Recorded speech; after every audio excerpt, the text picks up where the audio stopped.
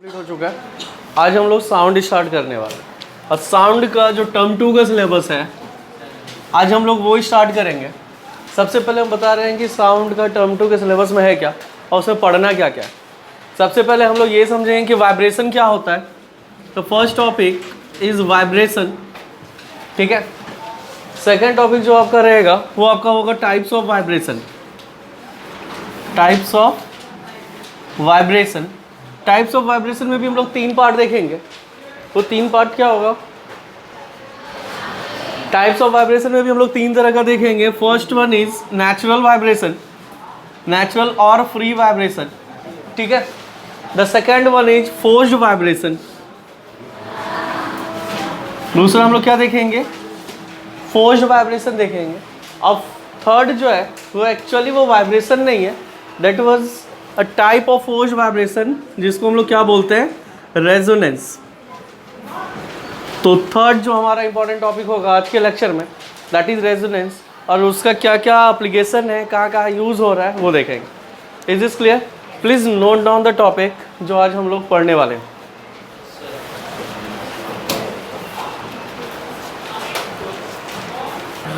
Okay, let's start from vibration and types of vibration.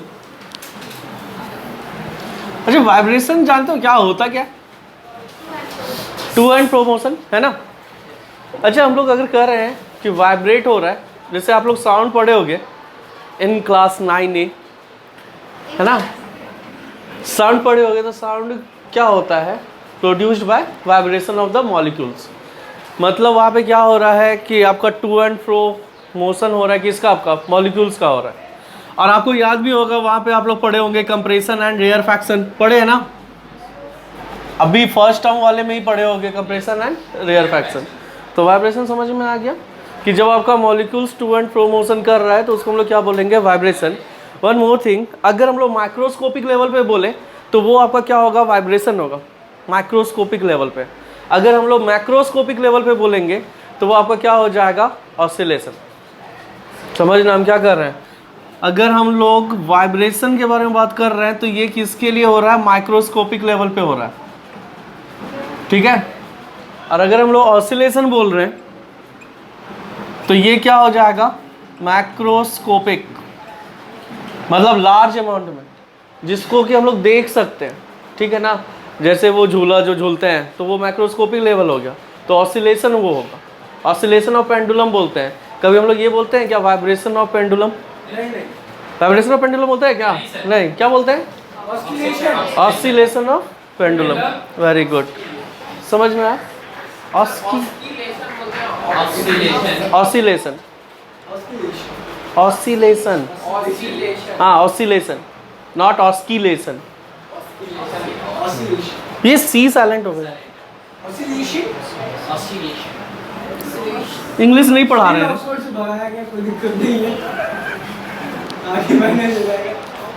चलो हम लोग बात करते हैं first type of vibration, natural vibration.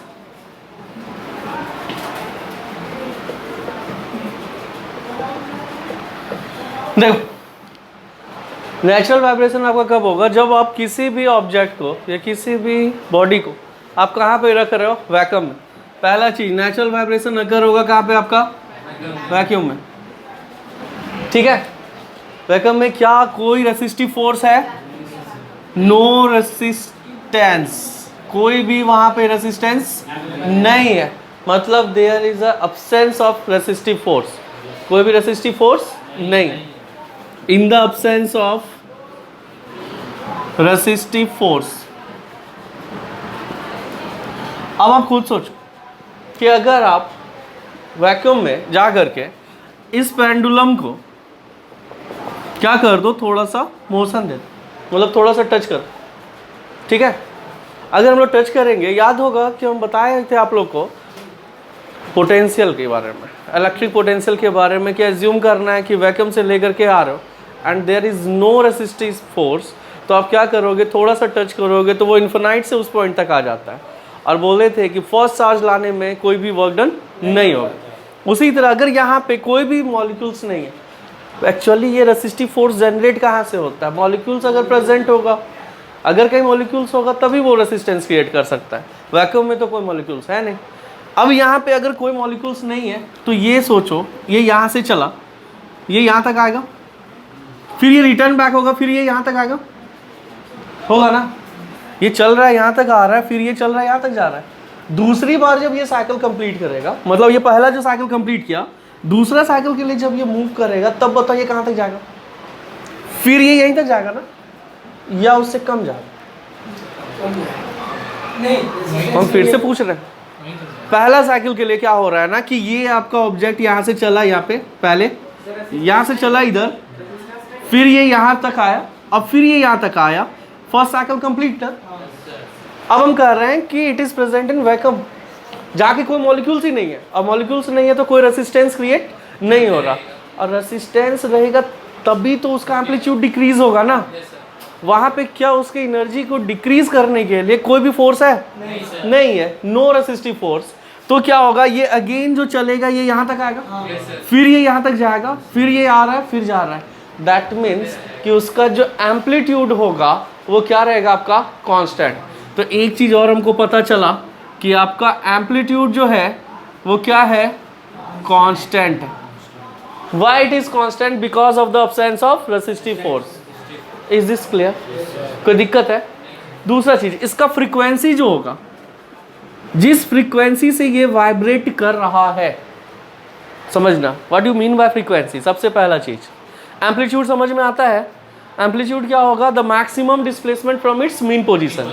This is your mean position बेटा। जो इसका जहाँ पे वो रेस्ट में है, इसको हम लोग क्या बोलते हैं? मीन पोजीशन बोलते हैं। और ये जो लास्ट वाला है, इसको हम लोग क्या बोलेंगे? Extreme position. ठीक है, तो एम्पलीट्यूड डिफाइन कर रहे हैं कि what is amplitude? It is the maximum displacement of the body from its mean to extreme. मतलब मीन से जितना ज़्यादा मैक्सिमम डिस्प्लेसमेंट होगा, दैट इज योर एम्पलीट्यूड। तो देखो, इस साइड में भी ये इधर और इस साइड में भी ये इधर, और दोनों क्या होगा आपका? सेम हो। क्लियर? तो एम्पलीट्यूड आपका क्या रहेगा? Always same. Second point is, what do mean by frequency? Anyone? 1 by time period, ये आपका फॉर्मूला हो गया। ठीक है, बट अगर आप इसको डिफाइन करेंगे तो क्या होता है? Number of oscillation in 1 second. क्या होगा? Number of oscillation in 1 second, है ना। और जिस फ्रीक्वेंसी से ये वाइब्रेट कर रहा है, अच्छा कोई अगर वाइब्रेट कर रहा है, वाइब्रेशन है, तो ये साइकिल तो कंप्लीट करता होगा, तो 1 सेकेंड में कुछ ना कुछ साइकिल कंप्लीट कर रहा होगा। उस फ्रीक्वेंसी को हम लोग क्या बोलते हैं? Natural frequency. This is called natural frequency. Is this clear? The frequency when it is in natural vibration, और you can say free vibration, जब ये फ्री वाइब्रेट कर रहा है, तो ऐसे फ्रीक्वेंसी को हम लोग क्या बोलेंगे? Natural frequency. One more thing, हर एक ऑब्जेक्ट का, यहाँ तक किसी को कोई डाउट है? हम एक बार रिकैप करेंगे फिर से। हर एक बॉडी का, हर एक ऑब्जेक्ट का नेचुरल फ्रीक्वेंसी अलग अलग होता है। ठीक है, अगर किसी का 10 हर्ट्ज है, वन मोर थिंग, फ्रीक्वेंसी को हम लोग जो दिखाते हैं f is equal to 1 by time period. Frequency is equal to क्या हो जाता है? 1 बाय टाइम पीरियड। और अगर हम लोग इसके यूनिट का बात करेंगे तो 1 बाय सेकेंड लिखेंगे ना, या तो आप इसको बोल दो पर सेकेंड, और इसको हम लोग क्या बोलते हैं? हर्ट्ज बोलते। ठीक है, ये यूनिट हो गया फ्रीक्वेंसी का। अब हम कह रहे हैं कि अगर किसी बॉडी का फ्रीक्वेंसी 100 हर्ट्ज है, तो ऐसा जरूरी नहीं कि दूसरे बॉडी का भी फ्रीक्वेंसी आपका 100 हर्ट्ज ही होगा। दूसरे बॉडी का फ्रीक्वेंसी 50 हर्ट्ज भी तो हो सकता है ना। तो हर एक बॉडी का नेचुरल फ्रीक्वेंसी अलग अलग होता है। Is this clear? तो किसी भी ऑब्जेक्ट का अगर कोई साइंटिस्ट या कहीं पे भी अगर उसका नेचुरल फ्रीक्वेंसी बता रहा है, तो कैसे बताएगा? सबसे पहले वैक्यूम में लेकर के जाएगा, अब वहाँ पे उसको ऑसिलेट कराएगा, अब फिर चेक करेगा कि 1 सेकेंड में वो कितनी बार वाइब्रेट कर रहा है। जितनी बार वाइब्रेट किया, that is your frequency. I think I am clear? So please note it down.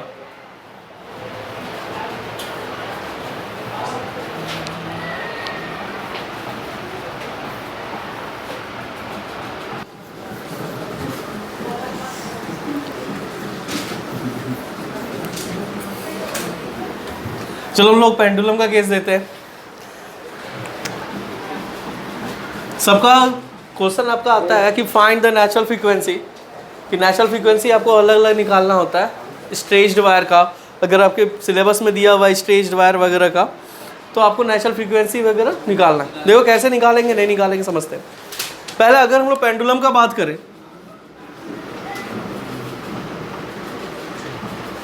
इस पेंडुलम का अगर टाइम पीरियड देखोगे ना, कि time period to complete one oscillation वो आपका क्या होता है, t is equal to 2π√L/g। Time period जो होता है आपका वो क्या होता है, t is equal to 2π√L/g। और अगर हम लोग फ्रीक्वेंसी का बात करें तो frequency is equal to 1 by time period ना। Frequency is the reciprocal of time period. 1 by time period that is 1 by 2π√G/L। समझना, natural frequency of pendulum is equal to 1 by 2π√G/L। मतलब वो किस किस फैक्टर पे depend करता है ये समझो। ये 2π इज अ कांस्टेंट, 2π आपका क्या होगा, कांस्टेंट होगा, तो उससे फर्क नहीं पड़ेगा। लेकिन अगर हम लोग 4-5 अलग अलग पेंडुलम कहीं पे रखते हैं, ये मान लो कि अगर एक पेंडुलम ऐसा है, एक पेंडुलम ऐसा है और एक पेंडुलम ऐसा है, let us suppose this is your A, B, C and D, और सबका अगर हम लोग नेचुरल पेंडुलम नेचुरल फ्रीक्वेंसी के बारे में बात करेंगे तो सबका अलग अलग होगा। हाँ अभी है, क्यों अलग अलग है? सबको वैक्यूम में रखे हुए हैं, क्यों? क्योंकि G सबका सेम है, 2π तो ऑलरेडी कांस्टेंट रहेगा। G acceleration due to gravity, क्योंकि एक ही जगह रखे हैं तो क्या होगा, सेम होगा। ये किस पे डिपेंड कर रहा है, लेंथ ऑफ द स्ट्रिंग पे डिपेंड कर रहा है। सबका लेंथ चेंज हो गया तो सबका नेचुरल फ्रीक्वेंसी भी क्या हो जाएगा, चेंज हो जाएगा। Is this clear? तो लेंथ अगर ज़्यादा तो नेचुरल फ्रीक्वेंसी कम, लेंथ अगर कम होगा तो नेचुरल फ्रीक्वेंसी क्या हो जाएगा, ज़्यादा हो जाएगा। क्लियर? तो this is the formula for natural frequency of a string. Actually this pendulum copy कर हुआ था कि natural frequency of a stretched wire, second natural frequency of stretched wire और स्ट्रिंग, जो भी बोलना है बोल सकते हो। मान लो कि ये कोई स्ट्रिंग है या वायर है जिसका लेंथ आपका क्या है, L, ठीक है? तो ये किस पे डिपेंड करता है, F is equal to 1 by, पक्का वो T पे डिपेंड करता है। अगर कोई स्ट्रेच्ड वायर है, ठीक है, 1 बाय 2π√G/T/πr²ρ, ठीक है? अगर इसको और हम अच्छे से लिखे तो F is equal to 1 by 2π√T/μ, ठीक है? Where mu is equal to mass per unit length. Mu क्या होगा, मास पर यूनिट लेंथ। और ये आपका rho is the density of the wire, rho is the density of wire. And what is T here, T क्या है, T is the tension of the wire, T is the tension. तो अगर आप लोग natural frequency का बात करेंगे in a stretched wire और स्ट्रेच्ड स्ट्रिंग, तो डिपेंड किस पे कर रहा है, पहला आपका टेंशन पे डिपेंड कर रहा है। अच्छा, आप कभी देखोगे कि जब हम लोग किसी गिटार या वगैरह जो भी है, हाँ, उसको जब हम लोग प्ले करते हैं तो उसको देखोगे कि टाइट कर रहे होते हैं। क्यों टाइट करते हैं? वो ताकि उसका साउंड जो है ना वो एकदम परफेक्ट हो। अच्छा, साउंड परफेक्ट निकले। अगर वो टाइट नहीं रहेगा तो साउंड नहीं निकलेगा। साउंड निकलेगा मगर वो सूट। ये परफेक्ट साउंड का मतलब क्या होगा? परफेक्ट साउंड का मतलब कि उसका पिच, क्वालिटी, टिम्बर सब एकदम परफेक्ट। और सर उसमें एक और चीज़ होता है, जो बेस गिटार होता है, तो उसमें जब स्पीकर जब कनेक्टेड रहता है तो हम लोग जो बेस देते हैं तो उसके बाद उसका वाइब्रेशन होता है। तो अगर जो ये कीज अपने परफेक्ट पोजीशन में है तो वो वाइब्रेशंस नहीं होगा, जिसके कारण आगे कोई सिंगर डिस्टर्ब नहीं होगा। एक्चुअली जो भी बोला सही है, यहाँ पे टेंशन अगर हम लोग बढ़ाएंगे, दैट मीन्स कि ज़्यादा टाइट करेंगे, तो वहाँ पे आपका जो नेचुरल फ्रीक्वेंसी है वो क्या हो जाएगा, बढ़ जाएगा। और नेचुरल फ्रीक्वेंसी बढ़ने का मतलब है कि आपका जो साउंड जनरेट होगा वो श्रिल साउंड जनरेट होगा। श्रिल होगा मतलब उसका फ्रीक्वेंसी बढ़ रहा है, ठीक है। और अगर उसका टेंशन कम होगा तो आपका जो साउंड जनरेट होगा वो कैसा होगा, बेस साउंड जनरेट होगा। हाँ, एक बैठा हुआ आवाज़, ठीक है, और एकदम चिल्लाने वाला। क्लियर। हाँ, एग्जाम्पल चाहिए, इसको लिखो जल्दी, note it down. Third one बहुत इंपॉर्टेंट है, ये आपका 2 बार आया हुआ है पिछले साल ICSE में, तो इसको समझ लो।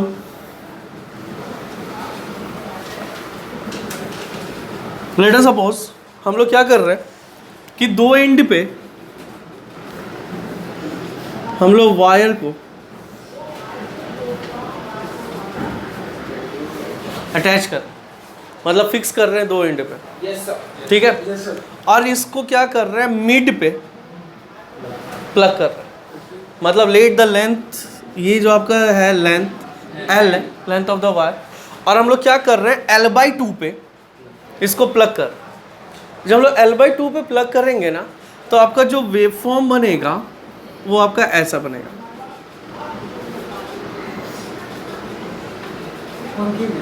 ठीक है।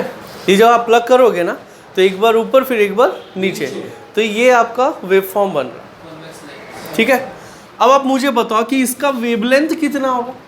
ये मान लो let the amplitude be A, इसका एम्पलीट्यूड कितना हो गया, A हो गया, ठीक है।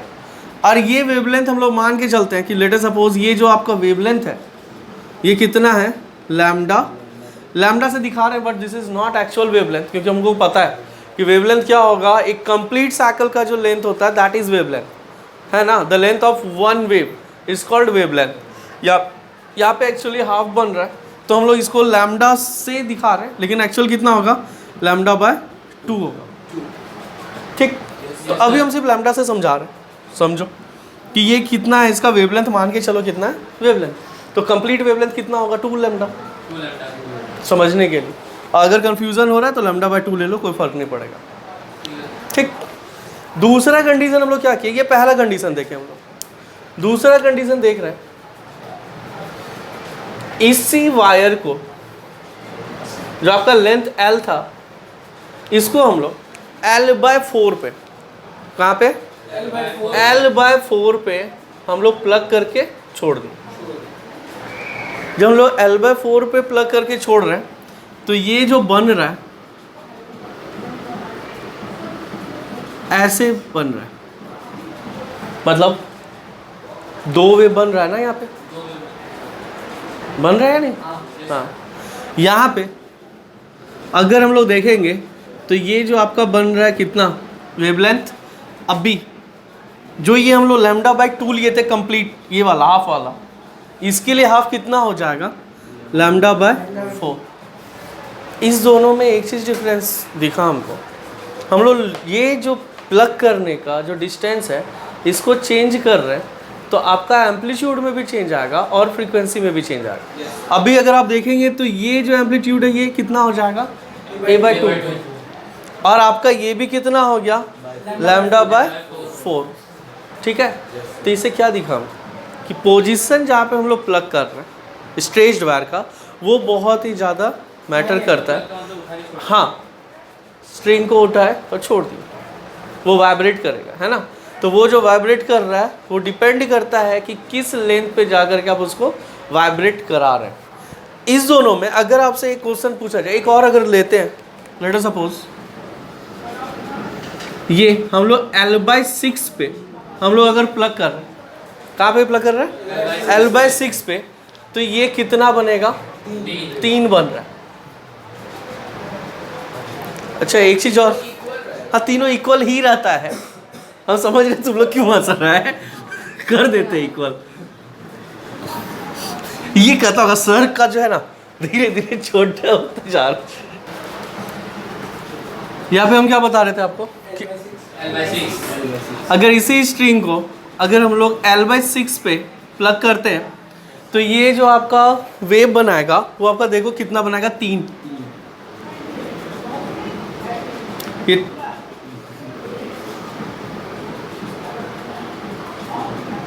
ठीक है।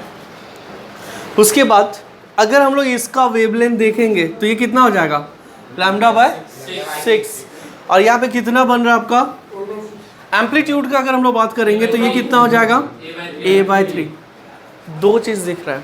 अगर हम लोग पोजीशन चेंज कर रहे हैं तो दो चीज़ में वेरिएशन आ रहा है। पहला, इसके एम्पलीट्यूड में वेरिएशन आ रहा है। जो सबसे कम वेव बना रहा था उसका एम्पलीट्यूड सबसे ज़्यादा था।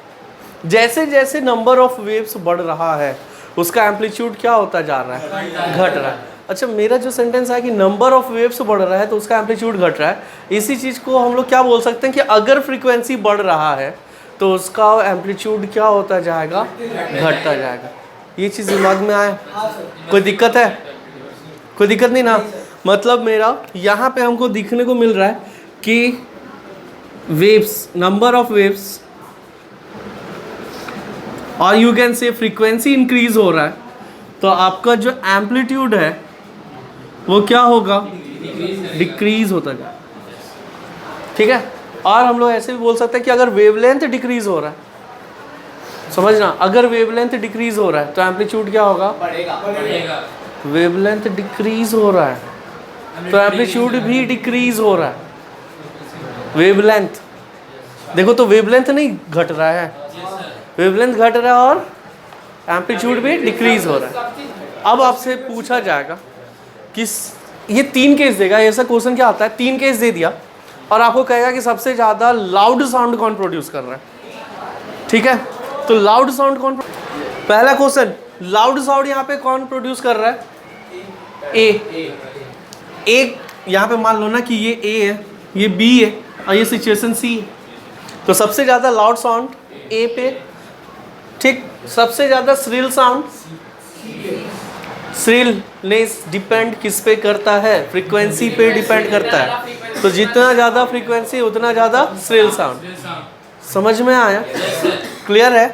तो ऐसा क्वेश्चन आएगा। दूसरा चीज़ क्या आएगा कि वेवलेंथ किसका ज़्यादा है, इसका वेवलेंथ ज़्यादा है। सबसे कम वेवलेंथ किसका है, सी का। अब हम बात कर रहे हैं वेव स्पीड, किसका ज़्यादा होगा, वेव स्पीड किसका ज़्यादा होगा, सी का। अब एक चीज़ याद रखना, हम बताएं, हाँ, सबसे ज़्यादा इसका होगा वेलोसिटी आप पूछ रहे हैं ना? वेव स्पीड पूछ रहे हैं। हाँ, हाँ इसी का होगा, इसी का होगा पक्का। नहीं, ठीक, पॉज। इसका नाम अलग अलग दिया गया है। इसको बोलते हैं हम लोग फर्स्ट हार्मोनिक, ठीक है, या प्रिंसिपल टोन। फर्स्ट हार्मोनिक और प्रिंसिपल नोट, इसको क्या बोलेंगे, प्रिंसिपल नोट। इसका नाम है आपका फर्स्ट सब्सिडरी और फर्स्ट ओवरटोन। यहाँ पे लिख लो, फर्स्ट सब्सिडरी और फर्स्ट ओवरटोन। ठीक है, फर्स्ट सब्सिडरी और फर्स्ट ओवरटोन। और ये आपका क्या हो जाएगा, सेकंड सब्सिडरी और सेकंड ओवरटोन। सेकंड सब्सिडरी और second overtone. Clear?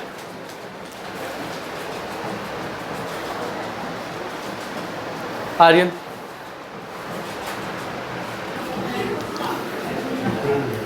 Okay, on करो। चल, अभी इसका हम लोग देखते हैं ग्राफ कैसा बनेगा, डिस्प्लेसमेंट टाइम ग्राफ।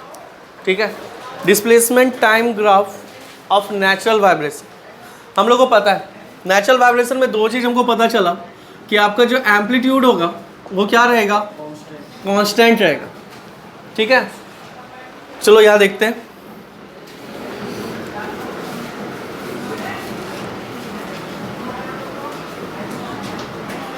इधर आपका टाइम और इधर आपका क्या है, डिस्प्लेसमेंट। ठीक है, तो अगर हम लोग डिस्प्लेसमेंट टाइम ग्राफ देख रहे हैं नेचुरल वाइब्रेशन का,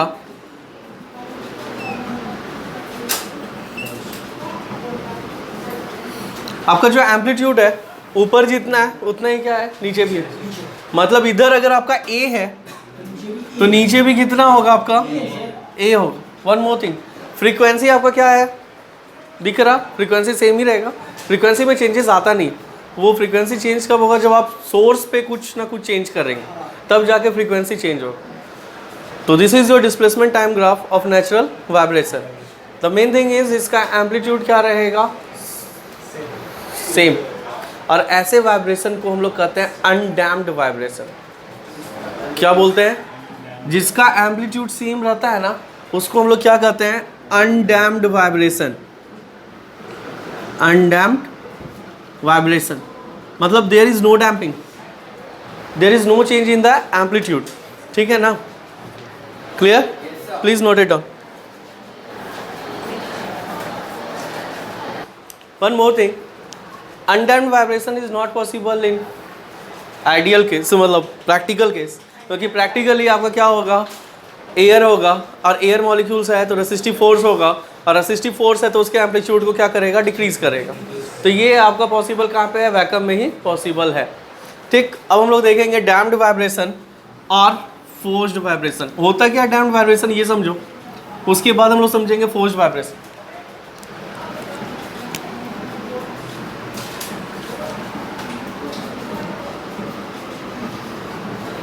मतलब जो भी वाइब्रेशन हो रहा है हमारा अभी अपने सराउंडिंग में, वो क्या होगा आपका, डैम्प्ड वाइब्रेशन। मतलब डैम्प्ड वाइब्रेशन है तो there is a presence of resistive force. यहाँ पे आपका क्या है, रेसिस्टिव फोर्स प्रेजेंट है, and due to the presence of resistive force इसका एम्पलीट्यूड क्या होगा, डिक्रीज करेगा। एम्पलीट्यूड क्या हो रहा है, डिक्रीज करेगा, और after certain interval of time इसका amplitude zero. After certain interval of time इसका एम्पलीट्यूड क्या हो जाएगा, जीरो हो जाएगा। कहने का मतलब वो वेव खत्म हो गया, वाइब्रेशन खत्म हो जाएगा। आप कभी देखे हो कि झूला को झुला रहे हो तो हमेशा झूल ही रहा है, वो हॉरर मूवी में ही हो सकता, प्रैक्टिकली नहीं होता है ना। हॉरर मूवी में कुछ कभी कभी रोक देता है। हाँ हम लोग जो बोलते हैं जो आपको पता है यानी वो डैम्प्ड वाइब्रेशन। हाँ बिल्कुल डैम्प्ड वाइब्रेशन है।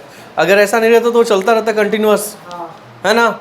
लेकिन क्या वो चल रहा है, कुछ दूर जाने के बाद उसका क्या होता है, एनर्जी खत्म हो गया और उसका इंटेंसिटी खत्म, वो जीरो। अच्छा बैड लक, एक काम करो वैक्यूम में चले जाओ। इसका अगर हम लोग डिस्प्लेसमेंट टाइम ग्राफ देखेंगे तो ये ऐसे चल रहा है।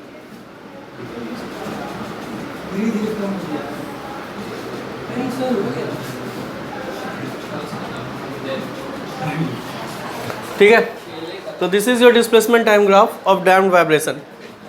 इधर टाइम और इधर क्या हो रहा है, डिस्प्लेसमेंट। आप देखोगे कि फर्स्ट टाइम जो आपका ये एम्पलीट्यूड है वो सबसे ज़्यादा होगा, और उसके बाद धीरे धीरे आपका एम्पलीट्यूड डिक्रीज हो रहा है। उसी तरह अगर हम लोग सिंपल पेंडुलम अगर देखेंगे तो इस केस में भी क्या हो रहा है कि पहली बार जो जाएगा वो मैक्सिमम एम्पलीट्यूड पे जाएगा, उसके बाद क्या ये दूसरी बार उतना ही दूर तक जा रहा है, नहीं जा रहा, वो धीरे धीरे क्या हो जाएगा, रुक जाएगा। दिस शोज दैट कि वो कैसा वाइब्रेशन हो रहा है, डैम्प्ड वाइब्रेशन हो रहा है। ठीक है, the periodic vibration of a body of decreasing amplitude in the presence of a resistive force.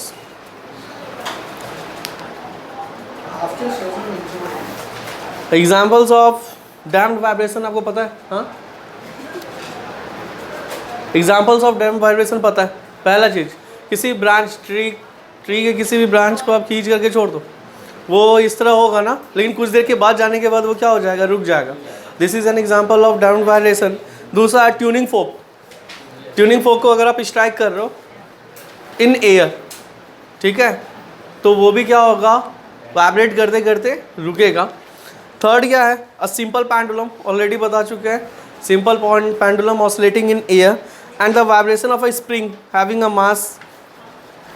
ठीक, तो these are the examples of damped vibration. तो अगर हम आपसे पूछेंगे कि difference between damped and undamped vibration, तो फर्स्ट क्या होगा, in undamped vibration amplitude remain constant और डैम्प्ड वाइब्रेशन में आपका एम्पलीट्यूड क्या हो जाएगा, डिक्रीज होगा। These are the major difference, है ना। दूसरा चीज़, एम्पलीट्यूड कांस्टेंट है, ये कहाँ पे होगा, सिर्फ और सिर्फ वैक्यूम में हो सकता है, और बाकी एयर में या वाटर में या कहीं पे भी आपका क्या होगा, डैम्प्ड होगा। क्लियर बेटा यहाँ तक? Okay, now next forced vibration. May I rub this one? One more thing, आपका जो भी डैम्प्ड वाइब्रेशन होगा उसका फ्रीक्वेंसी ऑलवेज क्या होगा, लेस दैन नेचुरल फ्रीक्वेंसी होगा। डैम्प्ड वाइब्रेशन अगर कहीं पे हो रहा है किसी ऑब्जेक्ट का, तो उसी ऑब्जेक्ट का नेचुरल फ्रीक्वेंसी देखोगे, natural frequency always greater than किसके, डैम्प्ड फ्रीक्वेंसी के। ठीक है, जो आपका डैम्प्ड वाइब्रेशन हो रहा है उसमें जो फ्रीक्वेंसी हो रहा है उससे हमेशा आपका क्या होगा, ग्रेटर होगा natural frequency. One more thing, damped vibration में आपका क्या हो रहा है, एनर्जी का लॉस हो रहा है, लेकिन क्या यहाँ पे अनडैम्प्ड वाइब्रेशन में या नेचुरल वाइब्रेशन में एनर्जी का लॉस होगा, नहीं होगा। तो आपका ये क्वेश्चन हो सकता है कि डिफरेंस बिटवीन क्या करना है, नेचुरल एंड डैम्प्ड वाइब्रेशन। अच्छा, डैम्प्ड वाइब्रेशन का कोई आगे हम लोग पढ़ते हैं in terms of forced vibration. तो चलो हम लोग नेक्स्ट देखते हैं फोर्स्ड वाइब्रेशन।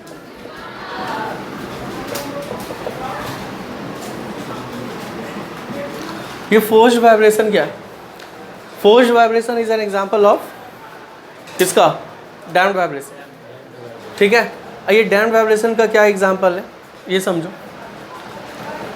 अगर कोई ऑब्जेक्ट, समझना, किसी ऑब्जेक्ट पे, अच्छा एक छोटा सा पॉइंट, हम नेचुरल वाइब्रेशन के बारे में बताना चाह रहे हैं कि नेचुरल वाइब्रेशन होने के लिए एक्सटर्नल फोर्स लगाना क्या जरूरी है? नहीं, वहाँ पे बस वो रीस्टोरिंग फोर्स के कारण ही वो घूमता रहेगा, है ना। एक बार अगर थोड़ा सा तुम फोर्स लगा दिए तो वो क्या हो रहा है, घूमता जा रहा है।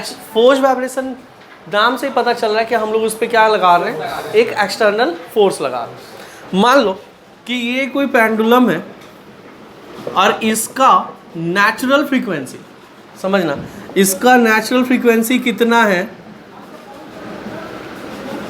100 हर्ट्ज मान, मतलब ये कंप्लीट कर रहा है 100 साइकिल या 100 वाइब्रेशन इन 1 सेकेंड।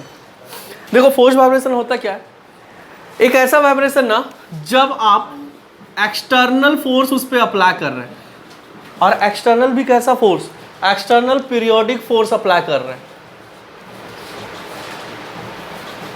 ठीक है, ये मान लो कि ये कोई क्लैम्प किया हुआ है और इसका नेचुरल फ्रीक्वेंसी 100 हर्ट्ज है, मतलब अगर इसको हम वैक्यूम में लेकर के जाएंगे तो ये कितनी बार ऑसिलेट करेगा, 100 टाइम्स ऑसिलेट करेगा।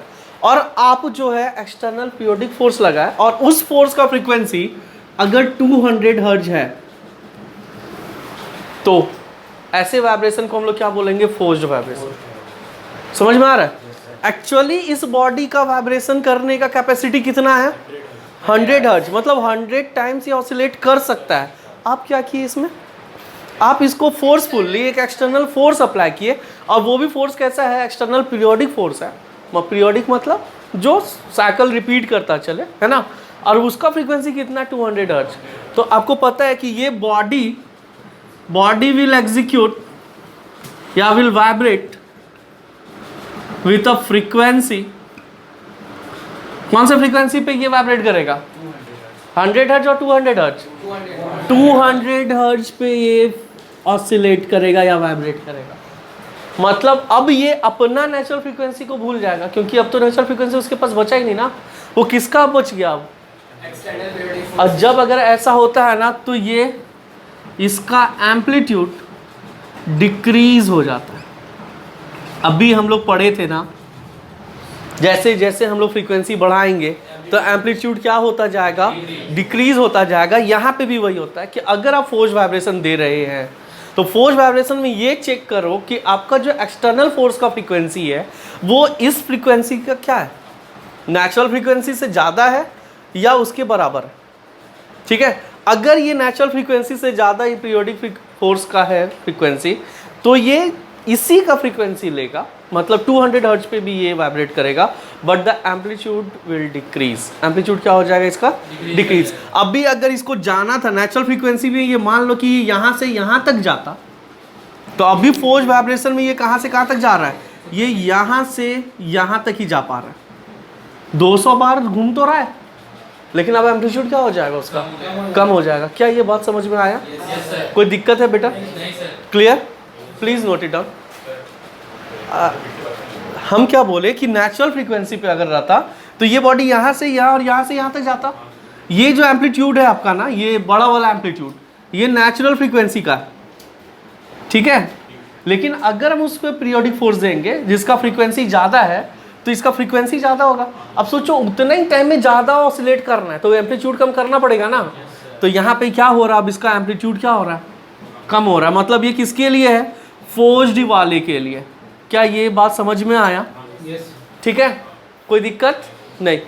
Aryan 2 second green. चल, तो ये हो गया तुम्हारा जब आपका एक्सटर्नल फोर्स का फ्रीक्वेंसी ज़्यादा होगा नेचुरल फ्रीक्वेंसी। दूसरा केस होता है कि जब आपका नेचुरल फोर्स का एक्सटर्नल पीरियोडिक फोर्स का frequency same as that of natural frequency हो जाए। मतलब ये अभी आपका पेंडुलम है और इसका नेचुरल फ्रीक्वेंसी क्या था? मान लो 100 हर्ट्ज है, ठीक है। और आप जो एक्सटर्नल पीरियोडिक फोर्स दे रहे हैं इसका फ्रीक्वेंसी भी अगर 100 हर्ट्ज हो जाए, मतलब ये बॉडी नेचुरली कितना बार ऑसिलेट करता? 100 टाइम्स करता। और आप भी जो एक्सटर्नल फोर्स दे रहे हैं इन एयर, ठीक है, वो अभी भी कितना है? 100 हर्ट्ज ही है। अगर ऐसा कोई केस होता है तो यहाँ पे जो होगा frequency frequency of vibrating body या ऑसिलेटिंग बॉडी, वो अभी भी कितना होगा? 100 ही होगा। क्योंकि अप्लाइड का क्या हमेशा याद रखना, अगर फोर्स्ड वाइब्रेशन है तो फ्रीक्वेंसी वो किसका लेगा? ओनली अप्लाइड फोर्स का लेगा। और अप्लाइड फोर्स का भी फ्रीक्वेंसी कितना है? 100 हर्ट्ज। तो अभी अब वाइब्रेट जो करेगा बॉडी या ऑसिलेट करेगा उसका फ्रीक्वेंसी भी कितना होगा? 100 हर्ट्ज भी। लेकिन यहाँ पे एक फ़ायदा होगा, एम्पलीट्यूड जो होगा ना वो इंक्रीज कर जाएगा। एम्पलीट्यूड क्या हो जाएगा? इंक्रीज करेगा। Is this clear? मतलब आपका उसी फ्रीक्वेंसी पे मूव कर रहा है लेकिन इस बार एम्पलीट्यूड बढ़ रहा है। मतलब वैक्यूम में अगर ये यहाँ तक जाता, वैक्यूम में नेचुरल फ्रीक्वेंसी में अगर ये यहाँ तक जाता, तो अभी because of external periodic force अब एम्पलीट्यूड इसका क्या हो गया? इंक्रीज कर गया, ठीक है। एम्पलीट्यूड इसका क्या हो रहा है? ये वाला अब फोर्स्ड है और ये वाला आपका क्या है? नेचुरल, ठीक ना। नेचुरल कम रह गया और फोर्स वाला क्या हो गया? बढ़ गया। और इसी केस को, ये जो स्पेशल केस है, इसी केस को हम लोग बोलते हैं रेजोनेंस। This is resonance. समझ में आया? Resonance is the phenomena when the frequency of the applied force is equal to the natural frequency of the vibrating body। समझना, रेजोनेंस एक ऐसा फेनोमेना है जब आप किसी भी वाइब्रेटिंग बॉडी पे उतना ही फ्रीक्वेंसी से फोर्स लगाएंगे जितना उसका नेचुरल फ्रीक्वेंसी है, तब उसका एम्पलीट्यूड क्या होगा? इंक्रीज हो जाएगा, बढ़ेगा। इक्वल नहीं होगा, क्या हो जाएगा? बढ़ जाएगा। और इसी फेनोमेना को हम लोग क्या बोलते हैं? रेजोनेंस बोलते हैं। समझ में आया? रेजोनेंस क्या होता है? देखो क्या है, resonance is a special case of force vibration. ये स्पेशल केस है ना, where the frequency of the externally applied periodic force on a body is equal to its natural frequency. The body readily begins to vibrate with an increased amplitude and this phenomena is known as resonance. I think clear हो गया होगा। और इसलिए यहाँ पे हम तुमको data से समझाएं। डाटा देने का मतलब यही है कि आपको समझ में आएगा कि इसका नेचुरल फ्रीक्वेंसी 100 हर्ट्ज है, एक्सटर्नली अप्लाइड फोर्स का भी फ्रीक्वेंसी कितना 100 हर्ट्ज है। इसका मतलब दोनों का फ्रीक्वेंसी क्या हो गया? सेम हो गया। और अगर सेम होगा तो वो वाइब्रेट तो करेगा विथ अ फ्रीक्वेंसी 100 हर्ट्ज, लेकिन एम्पलीट्यूड क्या हो जाएगा? उसका इंक्रीज हो जाएगा। And this phenomena is known as resonance. तो रेजोनेंस आपका एक क्वेश्चन आता है 1 मार्क्स और 2 मार्क्स में कि what is the condition for resonance, ठीक है, कि कोई भी वाइब्रेटिंग बॉडी का रेजोनेंस होने का कंडीशन क्या है। तो one and only one condition is that कि आपका जो एक्सटर्नल पीरियोडिक फोर्स है उसका फ्रीक्वेंसी नेचुरल फ्रीक्वेंसी के बराबर होना चाहिए, इक्वल होना चाहिए। Is this clear? Please note it down. भाई वो तुम्हारे आए okay okay, now listen. Resonance अभी हम लोग पढ़े, और रेजोनेंस में क्या बताया कि it is a special type of forced vibration. और यहाँ पे क्या होगा कि जो आपका एक्सटर्नल पीरियोडिक फोर्स का फ्रीक्वेंसी है 100 हर्ट्ज, यहाँ पे जो एग्जांपल लिए है वो आपका किसके बराबर है? नेचुरल फ्रीक्वेंसी के बराबर है। तो यहाँ पे फ़ायदा क्या होगा? आपका एम्पलीट्यूड इंक्रीज कर जाएगा। ठीक है, अब इसमें 3 एग्जाम्पल जो बहुत इंपॉर्टेंट है और वो पूछा जाता है एग्जाम में, एग्जाम्पल्स ऑफ रेजोनेंस। और 3 ही एग्जाम्पल आपका दिया हुआ है, वो तीनों एग्जाम्पल अभी हम लोग 1 बाय 1 समझेंगे। ठीक है, तो चलो पहला एग्जाम्पल समझते हैं। इसको रब करें? पक्का? निशा आ रहा है बेटा समझ में? पक्का ना? देखना नेचुरल फ्रीक्वेंसी में मत घुसना।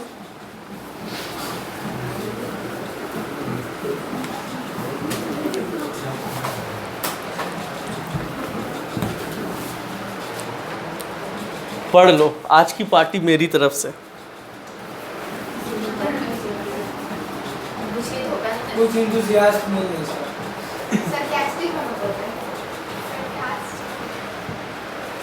चल एग्जाम्पल ऑफ रेजोनेंस देखते हैं हम लोग।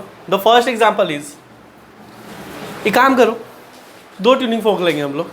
कितना लेंगे? 2 ट्यूनिंग फोक लेंगे। ठीक है, और दोनों ट्यूनिंग फोक को हम लोग अटैच करते हैं कहाँ पे? एक एयर कॉलम पे, क्या कहते हो, बॉक्स।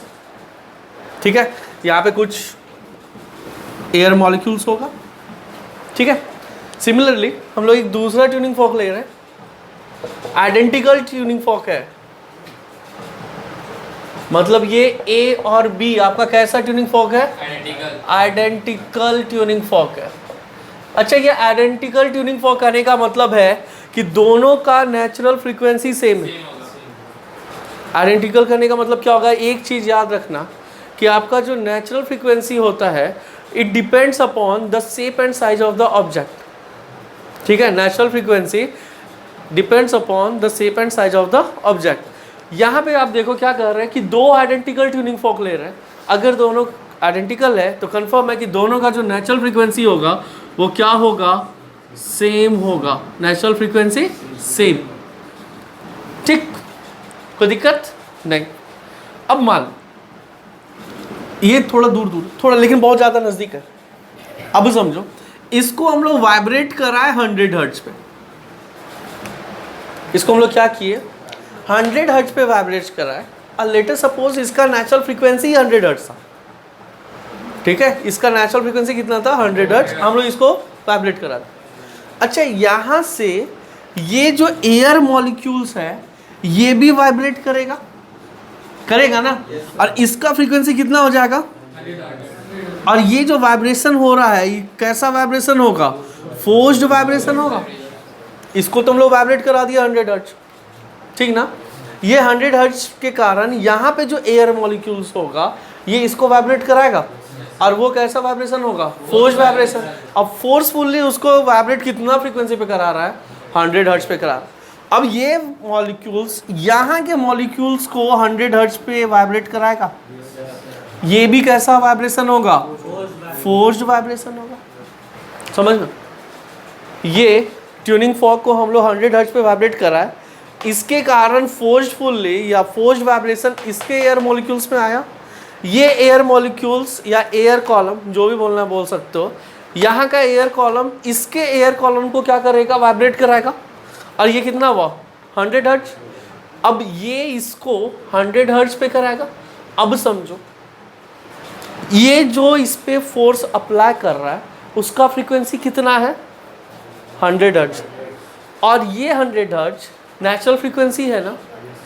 और नेचुरल फ्रीक्वेंसी और फोर्स फ्रीक्वेंसी अगर दोनों सेम हो जाएगा तो क्या होगा? रेजोनेंस होगा। मतलब ये हाई एम्पलीट्यूड पे ये क्या होगा? वाइब्रेट करेगा। इसको थोड़ा सा वाइब्रेट कर रहा है लेकिन ये बहुत ज़्यादा वाइब्रेट कर रहा है। This is an example of resonance. Am I clear? Perfect. एक बार फिर से सुनना बेटा, फिर से बता रहे प्लीज़। ये मान लो कि दो ट्यूनिंग फोक है, दोनों ट्यूनिंग फोक को हम लोग क्या कर रहे हैं, स्पीकर, दैट मीन्स कि ओपन बॉक्स में अटैच किए, और इस दोनों का नेचुरल फ्रीक्वेंसी सेम होगा बिकॉज दे आर आइडेंटिकल। इसको हम लोग 100 हर्ट्ज दिए जो कि आपका नेचुरल फ्रीक्वेंसी है। ये यहाँ पे आया, अपने एयर कॉलम को वो क्या करेगा, फोर्सफुल्ली वाइब्रेट कराएगा, कितना पे, 100 हर्ट्ज पे। क्यों? क्योंकि इसके लिए ये फोर्स वाइब्रेशन कर रहा है, एक्सटर्नल फोर्स तो इसका है, तो हम हमेशा क्या किसको फॉलो करेगा, एक्सटर्नल फोर्स वाले के फ्रीक्वेंसी को फॉलो करेगा। यहाँ पे ये क्या हो गया, 100 हर्ट्ज।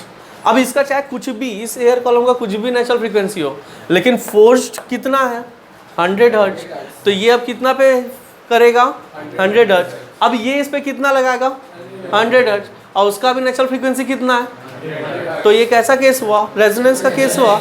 और रेजोनेंस में एक चीज़ हमको पता है कि एम्पलीट्यूड क्या हो जाएगा, इंक्रीज कर जाएगा, तो इसका एम्पलीट्यूड इंक्रीज किया, समझ में आ गया। This is an example of resonance. बेटा बहुत बार पूछा गया कि give 2 examples of resonance with explanation, तो अब आप लोग एक्सप्लेन कर सकते हैं ना कहाँ कहाँ क्या हो रहा है। कोई दिक्कत, प्लीज इसको लिख, नहीं कंटिन्यू रन, इसको लिख।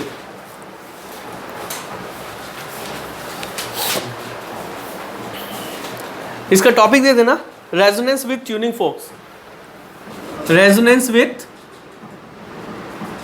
Tuning focus.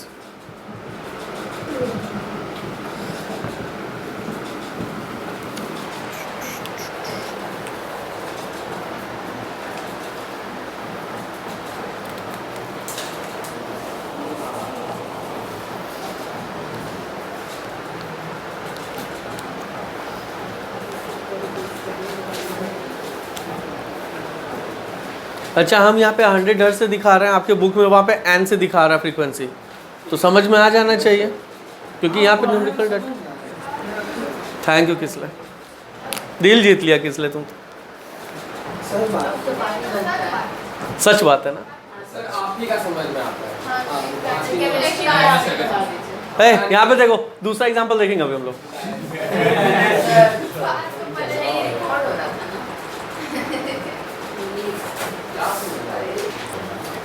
Thank you.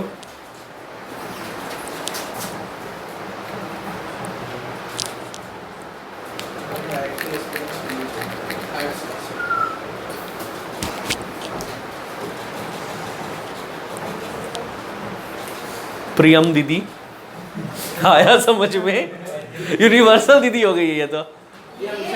अच्छा यूनिवर्सल बहन वो है, सॉरी तुम नहीं है, यूनिवर्सल बहन है। नहीं दीदी कैसे बोलेंगे, दूसरा एग्जांपल लिखो, दूसरा रेजोनेंस का एग्जांपल देखिए। अच्छा अभी हम बनाए थे 4 पेंडुलम है ना, वो एक एग्जांपल है रेजोनेंस का। चलो देखते हैं, लिखो तो forced and resonant vibrations, please note down, forced and resonant vibrations of pendulums, forced and resonant vibrations of pendulum,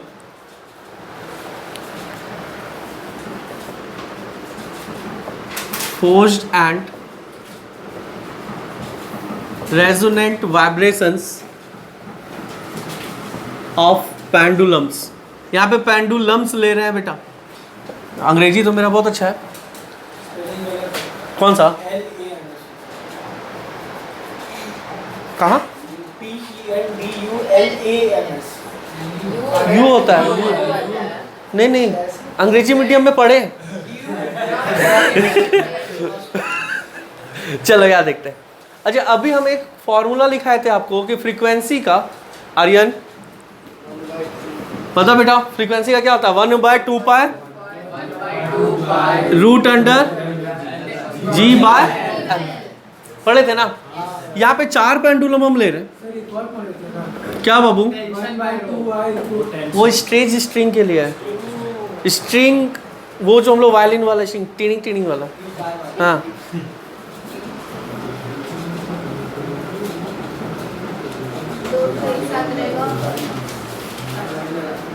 यहाँ पे देख 4 पेंडुलम ले रहे हैं। इसमें आपको एक चीज़ दिख रहा होगा, ये पेंडुलम A, B, C और D।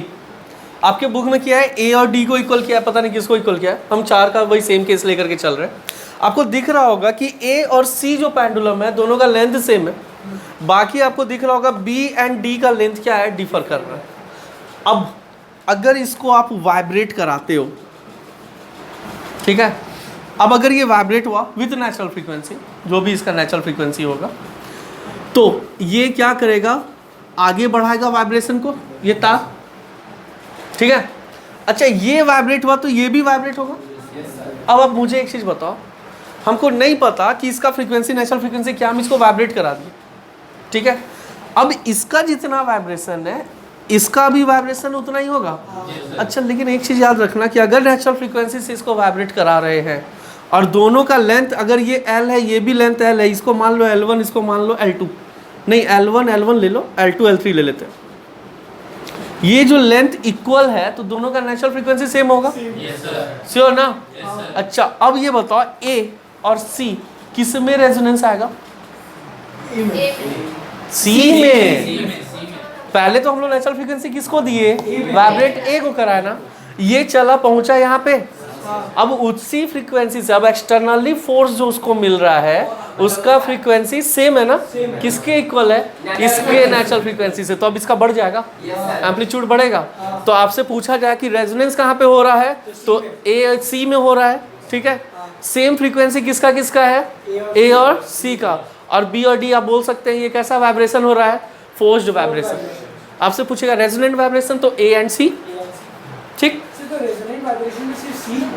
रेजोनेंस किस में हो रहा है, तो सी में हो रहा है, लेकिन रेजोनेंट वाइब्रेशन का अगर बात किया जाए तो आप क्या बोलोगे, ए एंड सी। अच्छा, ऐसा भी तो हो सकता है ना कि हम लोग इसी को मूव करा दें, जल्दी थोड़ी इसको मूव कराएंगे, तो ए में हो जाएगा। क्लियर, कोई डाउट बेटा, प्लीज नोट इट आउट।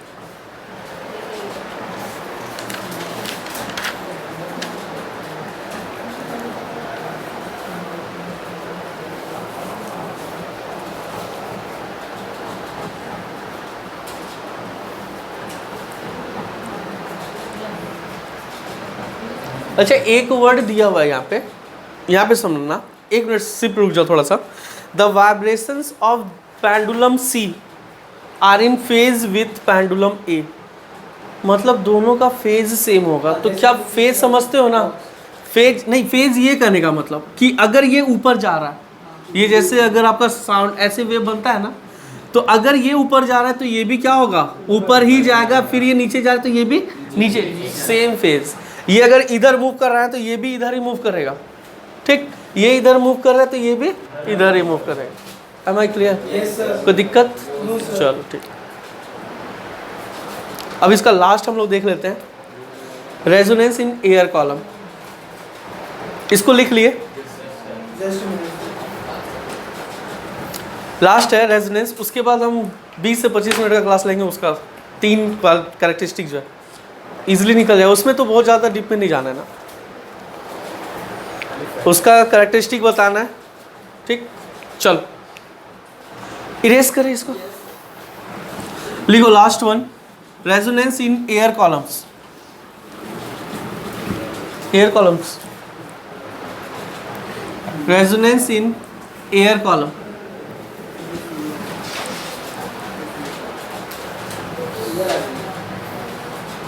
थोड़ा देर हो जाएगा, ठीक है। पेटीज खाएंगे अभी हम लोग। ये मान लो कि कोई बीकर है, ठीक है, और इस बीकर में हम लोग क्या किए हुए हैं, वाटर डाले हुए, कोई लिक्विड है, और यहाँ पे थोड़ा सा स्पेस रहने दो एयर के लिए। ये थोड़ा सा स्पेस हम लोग क्या छोड़ दिए, एयर के लिए ये स्पेस है, ठीक है। और यहाँ पे हम लोग टैप लगाए हुए हैं, ये टैप है, यहाँ से फिर आप वो टैप ओपन करके आप क्या कर सकते हो, टैप ओपन करोगे तो पानी निकलेगा। अब समझना, लेट सपोज यहाँ पे हम लोग कोई ट्यूनिंग फोक लेकर के आए, मेरा डायग्राम अलग होगा, आपके बुक का डायग्राम हो सकता है अलग हो, लेकिन समझने का कोशिश करना। यहाँ पे मान लो कि अगर हम लोग इसको वाइब्रेट कराएं, ठीक है, और इसका फ्रीक्वेंसी मान लो कि 950 हर्ट्ज है, इसका फ्रीक्वेंसी कितना ले लिया, 950 हर्ट्ज, बहुत ज़्यादा ले लिया। अभी अगर इसको वाइब्रेट कराएंगे तो इसका नेचुरल फ्रीक्वेंसी था, उसी पे उसको वाइब्रेट करा दिए। यहाँ पे जो एयर मॉलिक्यूल्स है इसके पास कैसा वाइब्रेशन होगा? फोर्स। फोर्स्ड वाइब्रेशन होगा. Yes sir. But because of this liquid, later suppose कि इसका वाइब्रेशन अभी 200 हर्ट्ज हो गया, इसका वाइब्रेशन कितना हो गया? 200 हर्ट्ज हो गया. तो ये 200 हर्ट्ज अब किसको सप्लाई करेगा? वाटर को. यही है ना, ये जो फोर्स लगाएगा उसका फ्रीक्वेंसी कितना होगा? 200 हर्ट्ज. अब वो किस पे अप्लाई करेगा? लिक्विड पे अप्लाई करेगा. करेगा ना. अच्छा, अब अगर आप टैप ओपन करते हो, ठीक है, तो टैप ओपन कर रहे हो तो वाटर नीचे, उस समय साउंड कम आएगा. ठीक है. धीरे धीरे ये लिक्विड कॉलम कम होता जा रहा है. Yes sir. धीरे धीरे ये लिक्विड कॉलम कम होता जाएगा. तो याद रखना, लिक्विड कॉलम, ये जो फ्रीक्वेंसी है आपका, frequency is inversely proportional to liquid column या एयर कॉलम, ये बोल सकते हो. ये जितना कम लेंथ होगा, या ऐसे लिख लो, लिक्विड कॉलम ही बोल देते हैं. लिक्विड कॉलम अगर डिक्रीज करता जाएगा तो एयर कॉलम बढ़ता जाएगा. Yes sir. ठीक है. जितना कम होगा लिक्विड कॉलम, उसका फ्रीक्वेंसी भी क्या होता जाएगा? कम होता जाएगा. कम होता जाएगा. किसका फ्रीक्वेंसी कम होता जाएगा? इसका, एयर मॉलिक्यूल्स का. समझ रहे हो? अभी क्या था, एयर मॉलिक्यूल्स का फ्रीक्वेंसी कितना आ रहा था? 2000 हर्ट्ज फोर्स जो लग रहा था. ठीक है. लेकिन अभी क्या हो रहा है ना कि जैसे जैसे आपका लिक्विड कॉलम कम होता जा रहा है, तो इसका फ्रीक्वेंसी भी क्या होता जा रहा है? कम होता जा रहा है. एक टाइम आएगा जब इसका फ्रीक्वेंसी कितना हो जाएगा? 950 हर्ट्ज. ठीक है. फ्रीक्वेंसी कम हो रहा है क्योंकि इसका वाटर भी कम हो रहा है. अरे फ्रीक्वेंसी क्या है? कोलिजन वगैरह. ठीक है. जैसे जैसे इसका कम हो रहा है तो इसका एक टाइम आएगा कि इसका फ्रीक्वेंसी कितना हो गया? 950 हर्ट्ज. अब 950 हर्ट्ज, इसका भी कितना? 950 हर्ट्ज. दोनों मिल करके क्या हो जाएगा? रेजोनेंस क्रिएट करेगा. और रेजोनेंस क्रिएट कर दिया तो क्या हो जाएगा? एम्पलीट्यूड बढ़ेगा. मतलब अब जो साउंड आपको सुनाई देगा ना, वो थोड़ा ज़्यादा सुनाई देगा. Am I clear? Yes sir. This is the resonance in air column. Complete. तो आपका रेजोनेंस टॉपिक कंप्लीट. ये 3 एग्जाम्पल है जो बहुत इंपॉर्टेंट है, जिसको एक्सप्लेन किया गया एक्सपेरिमेंट. ठीक है.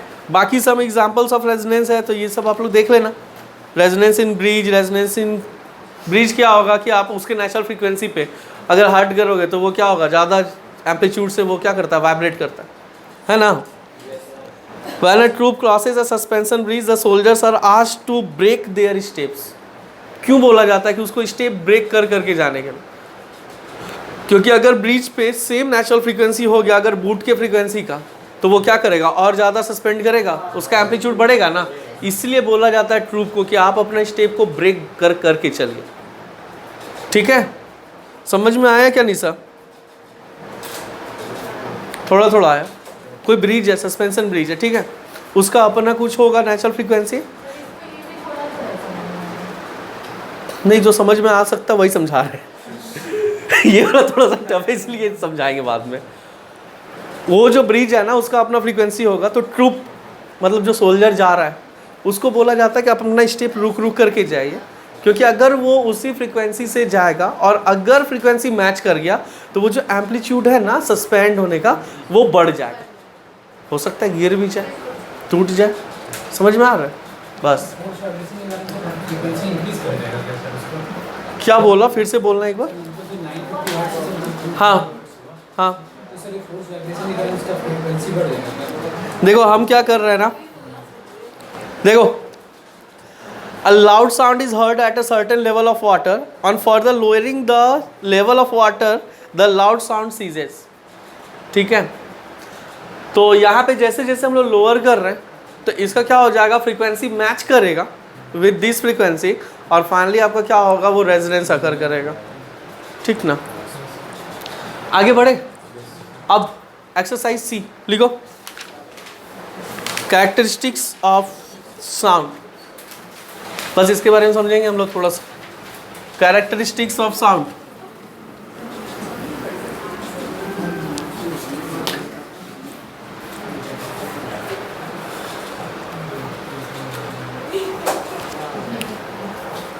Let's begin sir. Be energetic.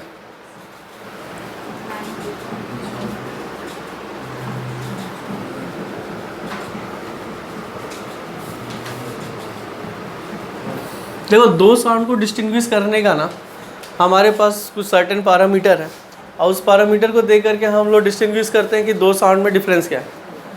अब एक जो है आर्यन बोल रहा है और उधर से निशा बोल रही है, तो दोनों के साउंड को हम लोग डिफ्रेंशिएट कर सकते हैं ना कि ये बॉय का साउंड है, ये गर्ल का साउंड है। कैसे पता चल रहा है हमको? उसके श्रीलने से पता चल रहा है ना। जैसे अगर बॉय कोई बोलता है तो उसका साउंड थोड़ा सा क्या होता है, मतलब हाँ मतलब बेस साउंड कर सकते हैं उसमें, है ना। जबकि उसमें क्या होगा, आपका श्रीलनेस ज़्यादा होगा। तो ये रानू मंडल का नाम ही मतलब।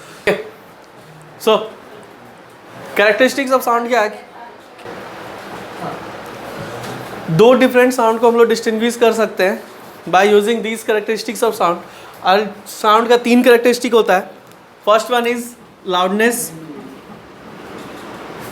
Pitch and quality. Loudness, pitch and quality, these three characteristics. अब ये लाउडनेस क्या होता है, पिच क्या होता है और क्वालिटी क्या होता है, इसको हम लोग समझते हैं वन बाय वन। पहले इसको लिख लो। पिच को ही हम लोग कहते हैं श्रिलनेस और क्वालिटी का ही क्या बोलते हैं हम लोग, टिम्बर। हाँ जल्दी से लिखो।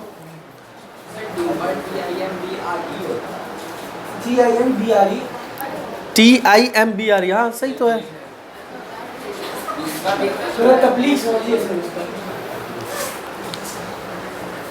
पहला लाउडनेस, इसको इरेज करें।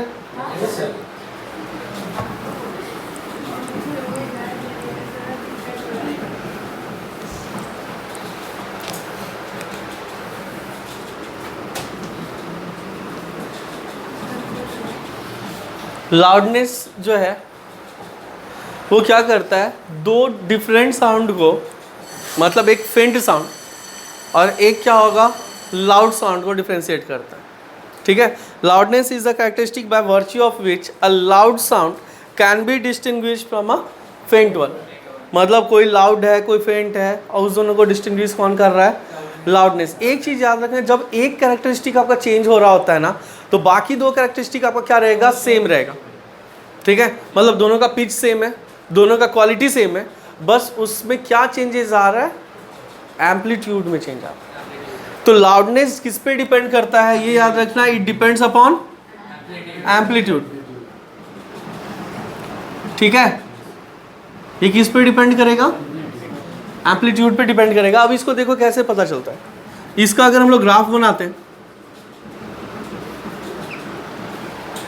फ्रीक्वेंसी सेम, मतलब आपका ये एम्पलीट्यूड चेंज हो रहा है लेकिन पिच एंड क्वालिटी क्या रहेगा आपका, सेम रहेगा। अब अगर हम लोग ग्राफ देख रहे हैं तो लाउड साउंड का ये आपका, ठीक, और फ्रीक्वेंसी सेम रखना है,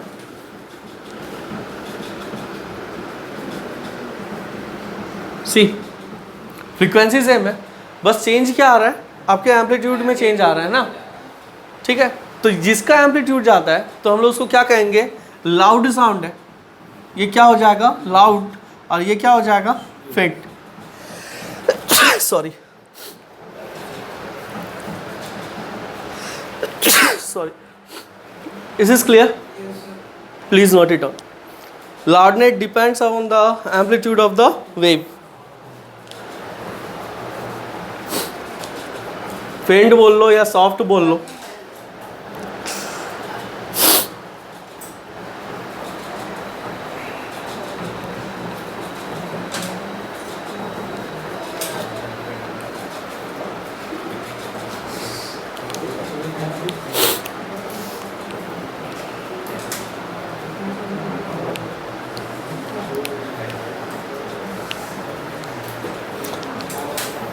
ना factors affecting the loudness of the sound. कौन कौन सा फैक्टर अफेक्ट करता है लाउडनेस पे? पहला इंटेंसिटी। मान लो कि दो सेम ऑब्जेक्ट ली, ठीक है, और एक में जो हम लोग एनर्जी इम्पार्ट कर रहे हैं वो थोड़ा ज़्यादा है, और एक में जो एनर्जी इम्पार्ट कर रहे हैं वो क्या है, कम है। इसका मतलब है कि एनर्जी हम लोग कम दे रहे हैं, इसमें एनर्जी हम लोग क्या दे रहे हैं, ज़्यादा दे रहे हैं। तो इसका इंटेंसिटी क्या हो जाएगा, ज़्यादा, और उसका इंटेंसिटी क्या हो जाएगा, कम। मतलब जिसका इंटेंसिटी ज़्यादा है तो उसका साउंड भी क्या होगा, लाउड होगा, और जिसका इंटेंसिटी कम है उसका साउंड भी क्या हो जाएगा, सॉफ्ट हो जाएगा। तो लाउडनेस किस पे डिपेंड कर रहा है, इंटेंसिटी पे भी डिपेंड कर रहा है। हाँ, यस और नो?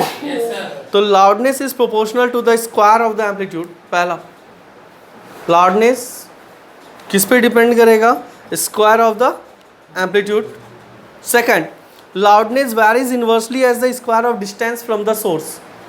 अच्छा सोचो ना कि कोई सोर्स, यहाँ पे कोई ढोल बज रहा है और आप 1 किलोमीटर दूर हो, क्या आपको साउंड सुनाई देगा? अच्छा मान लो कि विदुषी यहाँ पे है और उसके कुछ दूर बाद दृष्टि है, किसको लाउड साउंड सुनाई देगा? जो नज़दीक है ना। मतलब ये inversely proportional to the distance है। सोर्स जो प्रोड्यूस कर रहा है साउंड, उससे जितना दूर हम लोग बढ़ेंगे आपका लाउडनेस क्या होता जाएगा, घटता जाएगा। Is this clear? तो किस पे डिपेंड कर रहा, inversely proportional to the distance. Third, loudness depends on the surface area of the vibrating body. अच्छा कभी देखो एक छोटा वाला डोल और एक बड़ा वाला डोल, एक इतना छोटा सा एक इतना बड़ा सा। अब आप सोचो सेम अगर स्पीड से अगर आप दोनों को स्ट्राइक करते हो, सेम स्पीड हम बोल रहे हैं, किस में ज़्यादा आपका आएगा साउंड? मतलब उसका जो वाइब्रेटिंग एरिया ऑफ कॉन्टैक्ट है, जो सरफेस एरिया जहाँ पे हम लोग कॉन्टैक्ट कर रहे हैं वो क्या हो रहा है, ज़्यादा हो रहा है ना। तो जिसका वाइब्रेशन ज़्यादा होगा वहाँ पे क्या हो जाएगा, ज़्यादा साउंड सुनाई देगा। Now the last one, loudness depends on the density of the medium.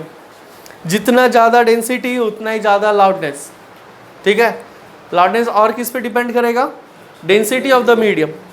Density जिसका ज़्यादा, लाउडनेस भी क्या हो जाएगा, ज़्यादा हो जाएगा। And the last one depends on the presence of resonant bodies. If there is any resonant bodies, आप जो वाइब्रेशन दे रहे हो अगर उसके नेचुरल फ्रिक्वेंसी को वो मैच कर जाता है तब आपका एम्पलीट्यूड क्या हो जाएगा, इंक्रीज कर जाएगा। रेजोनेंस हम लोग पढ़े हैं ना। तो पहला चीज़ क्या पता चला हमको, स्क्वायर ऑफ एम्पलीट्यूड पे डिपेंड कर रहा है। पहला स्क्वायर ऑफ एम्पलीट्यूड, दूसरा इनवर्सली प्रोपोर्शनल टू डिस्टेंस, ये directly proportional to square of amplitude था। थर्ड हमको क्या पता चला, डिस्टेंस का स्क्वायर कर लो।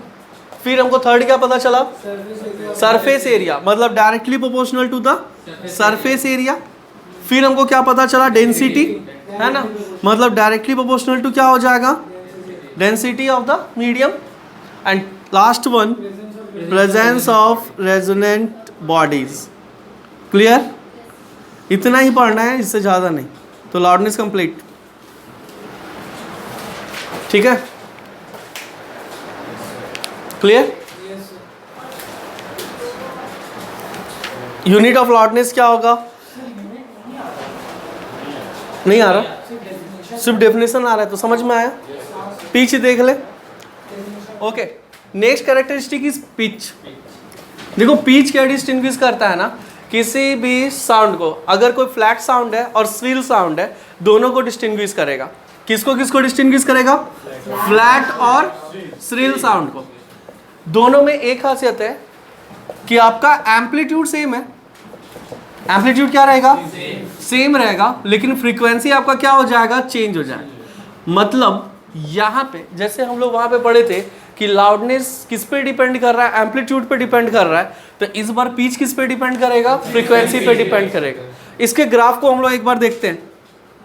एम्पलीट्यूड सेम रखना है बेटा, ये मान लो कि सेम एम्पलीट्यूड है और यहाँ पे हम लोग फ्रीक्वेंसी चेंज कर दी, दिख रहा है। तो जिसका फ्रीक्वेंसी ज़्यादा है वो क्या हो जाएगा, आपका श्रिल साउंड हो जाएगा, और जिसका फ्रीक्वेंसी कम है वो क्या आपका क्या हो जाएगा, फ्लैट साउंड हो जाएगा। Am I clear? समझ में आया? तो pitch is that characteristic of sound by which an acute और shrill note can be distinguished from a grave और फ्लैट नोट। और ये डिपेंड किस पे कर रहा है, फ्रीक्वेंसी पे। और इसका आप ये देख सकते हैं, ग्राफ देख सकते हैं। The last characteristic is quality. ठीक है, क्वालिटी क्या है ना कि वो दो डिफरेंट इंस्ट्रूमेंट से साउंड आ रहा है और उसको वो क्या करता है, डिफ्रेंशिएट करता है। और क्वालिटी बेसिकली जैसे हमारा वहाँ पे फ्रीक्वेंसी चेंज हो रहा था, एम्पलीट्यूड चेंज हो रहा था, यहाँ पे आपका एम्पलीट्यूड भी सेम रहेगा बेटा, यहाँ पे आपका क्या रहेगा, फ्रीक्वेंसी भी सेम रहेगा, यानी लाउडनेस और पिच दोनों सेम है। लेकिन प्रॉब्लम कहाँ पे आ रहा है, इसके वेवफॉर्म में। ठीक है, इसका वेवफॉर्म क्या हो जाएगा, चेंज हो जाएगा। अब वेवफॉर्म कैसे चेंज होगा, ये देखो, ये मान लो कि ये कोई जा रहा है, कोई एक साउंड है और दूसरा साउंड आपका सेम एम्पलीट्यूड का, सेम फ्रीक्वेंसी पे अगर ऐसे बना ट्रायंगुलर, तो ये क्या हो जाएगा, डिफर हो जाएगा।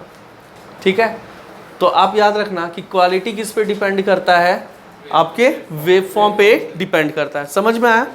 सेम आपका क्या रहेगा, लाउडनेस सेम पिच रहेगा, बट डिस्टिंग्विश कहाँ हो जाएगा, उसके वेवफॉर्म पे। Is this clear? पहला आपका क्या है, साइनोसॉइडल बन रहा है और दूसरा आपका क्या बन रहा है, ट्रायंगुलर बन रहा है। अच्छा, इसी को हम लोग कहते हैं, यहाँ पे एक और आता है आपका टर्म, नॉइज। नॉइज में देखो क्या होगा ना, नॉइज में होता क्या है, बस 1 मिनट का है। नॉइज क्या है, this is your original sound. अच्छा, डीजे में सुनते हो ना, तो डीजे में क्या होता है, मिक्सअप हो जाता है ना। कभी कभी वही डीजे वाला साउंड हमको एकदम इरिटेटिंग लगता है ना, वो नॉइज हो रहा है। क्यों? क्योंकि उसका वेवफॉर्म जो है ना वो अल्टर कर जाता है। ये जितना ज़्यादा स्मूथ होगा वेवफॉर्म, याद रखना, जितना ज़्यादा स्मूथ होगा वेवफॉर्म उतना अच्छे क्वालिटी का साउंड आपको सुनाई देगा। वेवफॉर्म जितना मिक्सअप होगा ना, ठीक है, तो वहाँ पे वो क्या क्रिएट करेगा, क्वालिटी को डिक्रीज करेगा और नॉइस क्रिएट करेगा। So this is all about your sound chapter. तो अपना साउंड कंप्लीट हो गया। All the best for your term 2 examination. Bye bye.